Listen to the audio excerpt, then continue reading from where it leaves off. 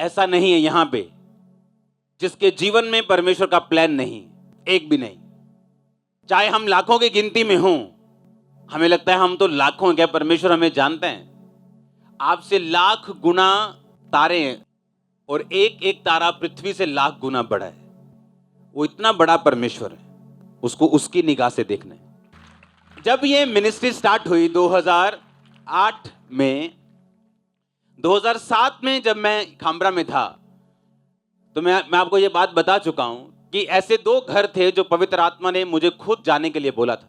मेरे को एड्रेस नहीं मालूम था, जानता नहीं था, पहचानता नहीं था, एरिया नहीं मालूम था, बिल्कुल नया था इस एरिया में, क्योंकि मैं मॉडल टाउन का रहने वाला था, जलंधर। जब मैं यहाँ आया तो होली स्पिरिट ने मुझे बोला इस साइड इस गांव को जा। उस गांव को मैं गया, अब आगे जा, आगे गया, अब इस गली मुड़, अब जाके पूछ यहाँ क्रिश्चियन कौन है, कहते यहाँ एक ही क्रिश्चियन घर है ये। उस घर में मैं गया, मेरे को डर नहीं होता था ऐसे कि जय मसीह की, जय मसीह की, किदा आए जी, मैं इदा आया जी, तुसी किदा जी, मैं इदा जी। आप जानते हैं उस घर की टेस्टिमनी क्या है? उस औरत को पथरी हो गई थी और किसी ने बताया आप चर्च जाओ, प्रार्थना करवाओ, आपकी हीलिंग हो जाएगी, आप चर्च में जाया करो। उसने चर्च में जाना शुरू किया, हस्बैंड ने जाना शुरू कर दिया, घर वालों ने फिर जाना शुरू कर दिया, लेकिन उसकी पथरी नहीं गई। और जब मैं उसके घर गया, उसने मुझे बताया कि अभी मेरा पथरी का ऑपरेशन हुआ है प्रभु में आने के 20 साल बाद या 25 साल बाद। जिस कारण मैं परमेश्वर में आई थी, मुझे उसका ऑपरेट करना पड़ रहा है। और देखो, परमेश्वर जो वफादारों के साथ वफादार है और सीधों के साथ सीधा है, वो मुझे बता रहा है उस घर के बारे में जो घर मैं जानता नहीं हूं, मैंने कभी देखा नहीं, कभी सुना नहीं, उस गांव में मुझे कोई नहीं जानता, और उस घर में मैं जा रहा हूं और वो बता रही है कि अब मेरी बेटी भी प्रॉब्लम में है, इसके भी बेबी नहीं हो रहा, इसका भी वही चल रहा है जो मेरी लाइफ में चल रहा था। परमेश्वर ने मुझे कहा इन पे प्रार्थना करनी शुरू कर। प्रेयर हुई, बेबी बॉय अगले साल, उसका घराना, उसका बाप और उसको खुद उसके बाद हीलिंग परमेश्वर ने दी। उसको और भी दिक्कतें थी। इमेजिन करो, अगर उन 15 सालों में जब उसकी हीलिंग नहीं हुई, अगर वो परमेश्वर में ना होती, तो क्या परमेश्वर मुझे उस घर का एड्रेस बताता? अब हाल ये था कि उस बीमारी के कारण परमेश्वर में तो आ गए, अब एक बीमारी तो अड़ गई है, लेकिन उसकी लाइफ में अदर थाउजेंड्स ब्लेसिंग आ चुकी हैं, हजारों। इमेजिन करो, अगर वो इस छोटी सी बात से कि मेरी पथरी का हल नहीं हुआ परमेश्वर में ना होती, तो आज भी उसकी बेटी बच्चे को तरस रही होती, आज भी उसका हस्बैंड हीलिंग को तरस रहा होता, आज भी वो दूसरी हीलिंग्स के लिए तरस रही होती। कई बार परमेश्वर एक छोटी चीज को पकड़ के रखता है आपकी लाइफ में, आपकी वफादारी को जांचने के लिए, आपकी जेन्युइनिटी को परखने के लिए, आपके विश्वास को समझने के लिए, क्या आप सचमुच परमेश्वर के पीछे हैं। क्योंकि कुछ संतानें होते हैं जिनको बाप से कम बाप की प्रॉपर्टी से ज्यादा प्यार होता है। वो बाप की प्रॉपर्टी तो चाहते हैं लेकिन बाप को नहीं चाहते। लेकिन कुछ बच्चे ऐसे होते हैं जो बाप को चाहते हैं। तो परमेश्वर मेक श्योर करना चाहता है कि आपको उस डेस्टिनी पे ले जाने के लिए, उस मंजिल तक, उस हायर कुर्सियों तक, उस लेवल तक लेके जाने से पहले वो परखना चाहता है कि आप उसकी प्रॉपर्टी के पीछे हैं या आप अपने बाप के पीछे हैं। लेकिन आज का विश्वासी, अगर उसकी लाइफ में कोई झटका लगे, कोई करंट लगे उसको, क्या वो वही विश्वास में बना रहेगा जो उसको तब मिला था जब उसकी जिंदगी में एक बड़ी गवाही पैदा हुई थी? बड़ी गवाही अच्छी है, लेकिन बड़े विश्वास से थोड़ी कम है। अच्छा है परमेश्वर आपको बड़ी गवाही दे, लेकिन उससे भी उत्तम है कि आपके अंदर बड़ा विश्वास हो। क्योंकि अगर बड़ा विश्वास हुआ तो बड़ी गवाहियां रोज पैदा होंगी आपकी लाइफ, एवरी डे। आपके बच्चे, आपका फाइनेंस, आपका कैरियर, आपकी लाइफ, आपकी मिनिस्ट्री, जिस भी स्ट्रीम, जिस भी एरिया में आप बुलाए गए हैं परमेश्वर के द्वारा, आप उस एरिया में अपने मास्टर होंगे और बेस्ट होंगे। और यही पवित्र आत्मा का काम है। वो जानता है आपने कहां जाना है, वो जानता है कि परमेश्वर की प्लानिंग आपकी लाइफ में क्या है, वो जानता है किस ग्रेटनेस में परमेश्वर आपको लेके जाना चाहता है। और सबसे बड़ी बात, वो कभी भी आप पे जाहिर नहीं करता कि आप किस लेवल पे जाएंगे।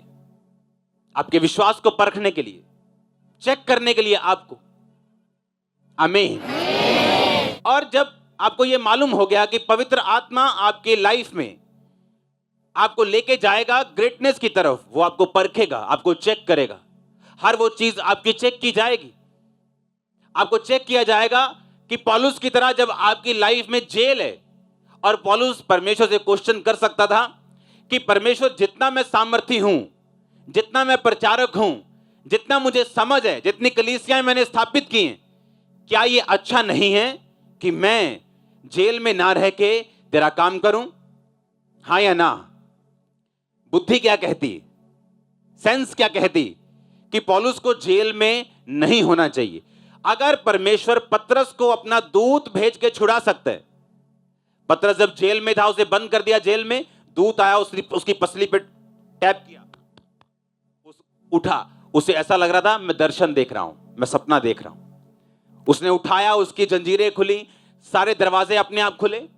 और जब दरवाजे खुले तो अभी पतरस लग रहा था कि मैं दर्शन देख रहा हूं। जब वो अपने घर पहुंच गया तो उसको मालूम हुआ मैं दर्शन नहीं देख रहा हूं, मैं रियलिटी में हूं। मैं ये कहता हूं, अगर परमेश्वर पतरस को छुड़ा सकता था, क्या वो पौलुस को नहीं छुड़ा सकता था? अगर वो पतरस को भेज सकता है दूतों को छुड़ाने के लिए, तो पौलुस को क्यों नहीं भेजा? क्योंकि हम इंसानी दिमाग से सोच रहे हैं। अगर उस समय की पॉपुलेशन आप कितनी लगाते हो पूरी दुनिया की, आज से 2000 साल पहले, बहुत कम। अगर पौलुस शरीर में खुला भी घूमता तो ज्यादा से ज्यादा 1 से 1.5 करोड़ लोगों तक पहुंच पाता अपनी पूरी लाइफ में। आज उसी जेल में बंद पत्रियां 400 करोड़ से भी ज्यादा लोग पढ़ चुके हैं। अब बोलो, अब फायदा हुआ कि पहले था? लेकिन अगर शैतान जब ड्रामा करता है माइंड में, हाँ पता है ना ड्रामा, तू ऐसा क्यों है? अगर परमेश्वर है तो ऐसा क्यों है? तू बाहर क्यों नहीं हुआ? उसके दूत कहां चले गए? वो तुझसे प्यार नहीं करता।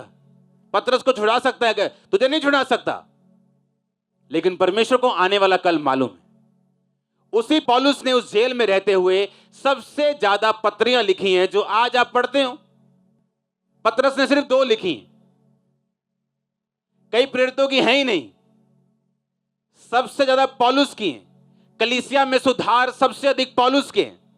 कलीसिया कैसे चलानी है सबसे ज्यादा पौलुस जानता है। पौलुस ने उस सब पत्रियों को उन जेलों से लिखा, अपनी कैद में लिखा। उस कैद में रहते हुए उसने दूसरे लोगों को बदला, पलटन को बदला, सिपाहियों को बदला, सेनापतियों को बदला। और आज आप उसको सुन रहे हो, पौलुस को पढ़ रहे हो सबसे ज्यादा, क्योंकि यह परमेश्वर का प्लान था उसकी लाइफ में। आज जब आप अपने दिमाग से सोचते हो, अपनी सेंस यूज कर, इस्तेमाल में लाके कि परमेश्वर ने यह काम ऐसे क्यों नहीं किया, यह काम उसने ऐसे क्यों नहीं किया। आज मैं अपनी पढ़ाई पूरी करके ऑस्ट्रेलिया में कहीं और, जिंदगी में कहीं और देश में कहीं सेट हो गया होता, लेकिन उस टाइम जब ये सब कुछ होना था, परमेश्वर ने मुझे पागल किया, डॉक्टरों के पास ले गया, सब बाबा सब तरफ गया, जब कोई इलाज नहीं हुआ, सुसाइड करने तक पहुंच के फिर यीशु मसीह के बारे में मालूम होता है। और जब मालूम होता है तो फिर भी हीलिंग नहीं होती। लोगों की हो रही है, इसकी हो रही है, इसकी हो रही है, इसकी हो रही है। कितने साल, 1 साल, 2 साल, 3 साल, 4 साल, 5 साल, 10 साल, पता नहीं अब होगी कि नहीं होगी, लेकिन आज मैं हील हूं, डिलीवर्ड हूं। लेकिन अपने टाइमिंग से, हालेलुया, उस टाइमिंग से जो स्वर्ग में निर्धारित की गई थी। अगर वो टाइमिंग से मैं ना चलता तो आज आप यहां ना बैठे होते, आज आप ये टेस्टिमनीज ना सुन रहे होते। वो सब कुछ डिजाइन किया गया था हेवन के द्वारा। आमीन। लेकिन बाइबल कहती है शारीरिक व्यक्ति वो शरीर की आंखों से सोचता है और आत्मिक व्यक्ति आत्मिक चीजों के ऊपर मन लगाता है। जिस दिन ये सारे ड्रामे खत्म हो जाएंगे दिमाग में कि हीलिंग होगी कि नहीं होगी, डिलीवरेंस होगी कि नहीं होगी, बरकत आएगी कि नहीं, जिस दिन ये ड्रामे खत्म हो जाएंगे और आप परमेश्वर को उस तरह से प्यार करेंगे जिस तरह आप अपने बाप को करते हैं। आप ये नहीं सोचते आज अगर बाप ने मुझे साइकिल नहीं दिया तो मैं पड़ोसी को अपना बाप बना लूंगा। आप उसी के पास ही रहते हैं, हाँ या ना? और जब ये माइंडसेट हो जाता है कि यीशु मसीह मेरा बाप है, मैं जानता हूं वो एकमात्र परमेश्वर है, ये गवाहियां साबित करती है, प्रेजेंस साबित करती है, वर्ड साबित करता है कि वो एकमात्र परमेश्वर है। जब आपको इस बात की समझ आ जाती है और आप इन ड्रामों से आजाद हो जाते हो, आपकी वो लाइफ शुरू होती है जो आपने सपने में भी नहीं सोची हो।